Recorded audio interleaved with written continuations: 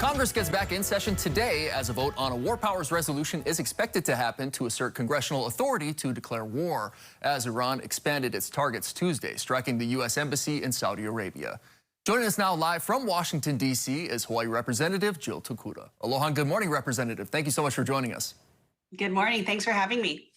President Trump's initial announcement of these strikes listed several different grievances and reasons for doing so. What do you believe the objective is with this war with Iran?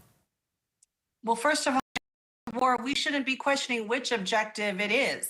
There needs to be certainty. There needs to be an achievable end goal we are seeking. And one day the president may say it was about regime change. The next moment he's saying he was preempting their ability to have nuclear weapons or build, ICBMs. His administration has different answers at different moments. This is exactly why war powers lie with Congress.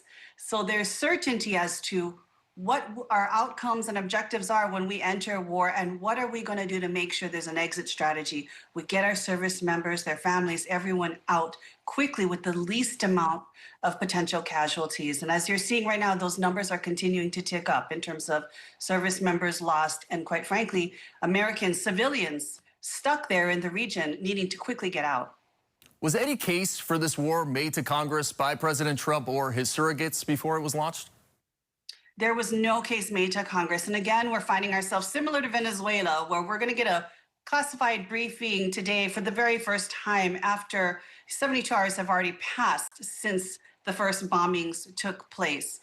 It's very, very clear that while you can talk to the Gang of Eight, it wasn't even to be able to talk about, is this a justifiable action? Should we be doing this? Engaging with Congress, the one entity that has the ability to actually effectuate war. I think he views it more as a, let's check that box that I met with the Gang of Eight, and then let's let all the other members of Congress know at a later time after we've already taken actions that have serious and potentially long-term consequences, because we really don't have any idea as to how long this will last. That war powers resolution vote is scheduled for Thursday in the House. Do you think Democrats are aligned on the war powers vote? I think it's going to be a very difficult vote for a lot of folks. I think you're going to see a few Democrats, we've heard already in both the House and the Senate, say they will vote against it. You've heard Republicans that say they will vote in favor of it on both sides, the House and the Senate. So I think it's going to be really close given the extremely razor-thin majority margins that we have in the House. And so, I firmly believe they shouldn't be looking at it as a partisan vote. Look at the Constitution, remember the oath you take, and vote that way. This is of national interest. These are service members' lives that we're talking about. These are your constituents. If everyone considers the oath they took, the commitment they have to their constituents, I think it's clear that they should be voting in favor of this war powers resolution. Now that regime change has taken place with the killing of the Ayatollah Khamenei, what do you think the American steps should be moving forward? I think, first of all, we have to be real clear. Just because he cut off the head doesn't mean you've had any kind of change. There is no regime change right now in Iran.